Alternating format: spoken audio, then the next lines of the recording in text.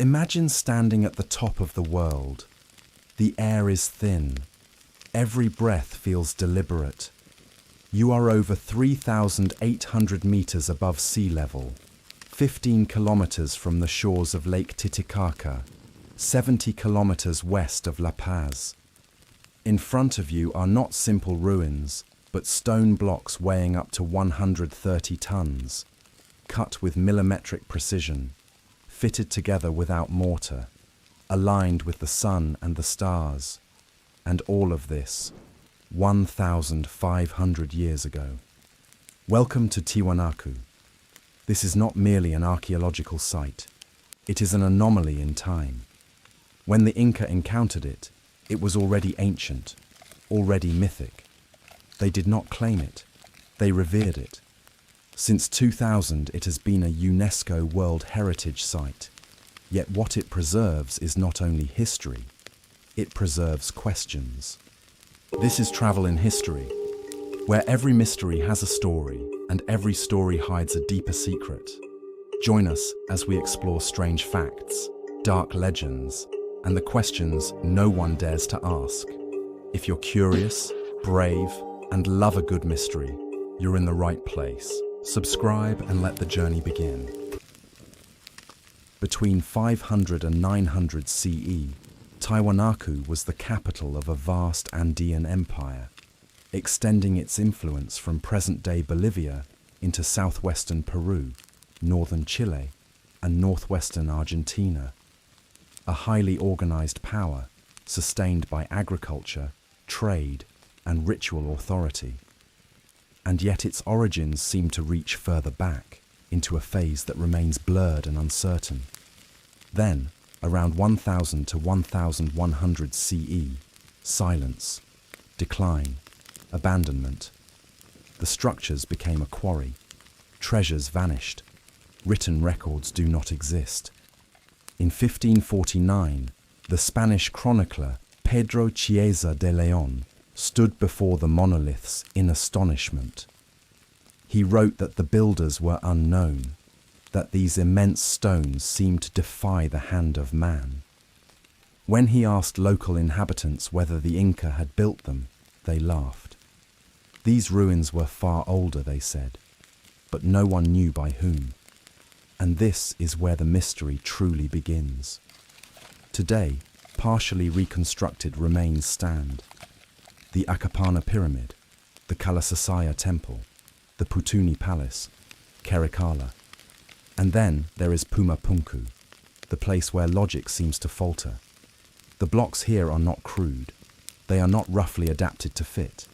They are modular, repeated, deliberate, near-perfect 90-degree internal angles, linear grooves as straight as if drawn by modern instruments, symmetrical recesses, cylindrical drill holes, strikingly regular, as though made with rotational tools. The famous H-shaped stones do not appear ornamental. They resemble components, parts of a larger architectural system. What we see today may only be the skeletal remains of something far more complex.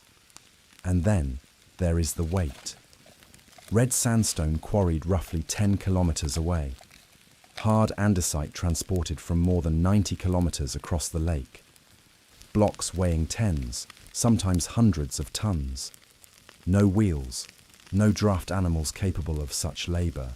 Only coordination, engineering, and collective force. It is not impossible. It is monumental. The metal clamps add another layer of complexity. T-shaped or double T clamps made of copper arsenic alloys or iron, poured directly into carved grooves in the stone. Molten metal cast in situ, a technique implying sophisticated metallurgical knowledge, far beyond what we typically attribute to that era, and not even practiced in this manner by the Inca. Comparisons with the megaliths of Baalbek or Stonehenge are almost inevitable. Massive stones, precision, historical silence, coincidence, or fragments of a broader, forgotten chapter of human capability. Mainstream archaeology offers plausible explanations.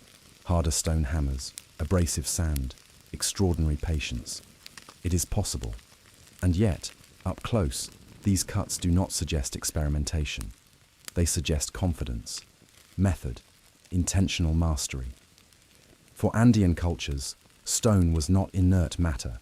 It was huaca, sacred presence. To shape stone was to engage in dialogue with the cosmos.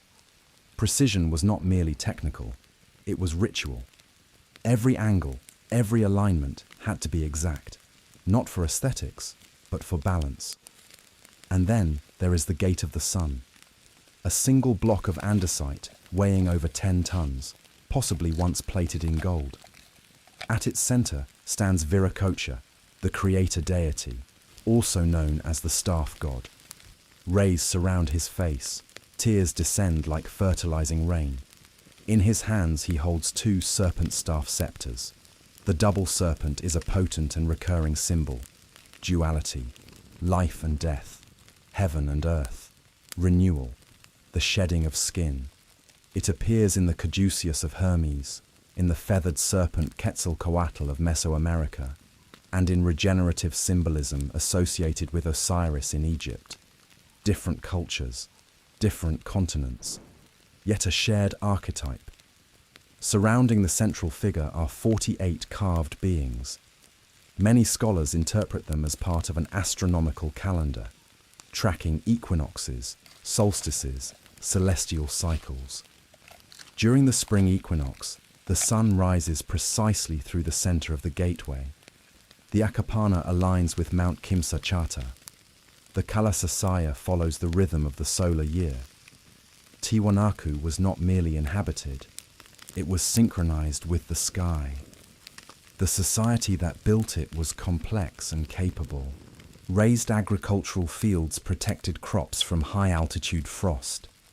Trade networks extended across vast regions. Ritual feasts with chicha were held in ceremonial spaces. Thousands of individuals were mobilized to construct buildings meant to outlast generations. That requires power, vision, belief. Then came decline, prolonged drought, climatic instability, internal strain. The city emptied, clamps oxidized, platforms collapsed, the plateau endured, the stone endured. Centuries later, the Inca observed the ruins and did not claim them. They regarded them as works of a primordial age, almost beyond human authorship. A civilization capable of building Machu Picchu stood in mythic respect before Tiwanaku. In 2016, drone surveys supported by UNESCO revealed over 600 hectares of buried structures, 6 times larger than previously estimated. Platforms, foundations, alignments still concealed beneath the earth. In 2022, LiDAR technology uncovered vast urban networks in the Bolivian Amazon, pyramids, elevated causeways, water management systems.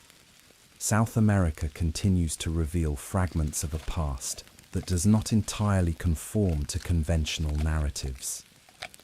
More recently, a large ceremonial complex associated with Tiwanaku was identified at Palasparta, over 200 kilometers from the main site.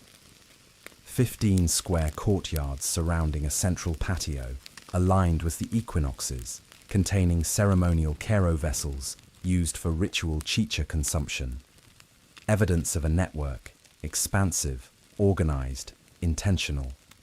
Tiwanaku remains there at 3,800 meters above sea level. It does not shout answers. It imposes silence. Who possessed such geometric knowledge? Why build with such precision for a future they would never see? Perhaps it is not merely an archaeological enigma. Perhaps it is a message carved in stone. And until we learn how to read it, we remain here, watching, unable to look away. If you know more or have theories, let us know in the comments. We read them all. Leave a like if you enjoyed the video, and don't forget to subscribe for more mysteries like this one.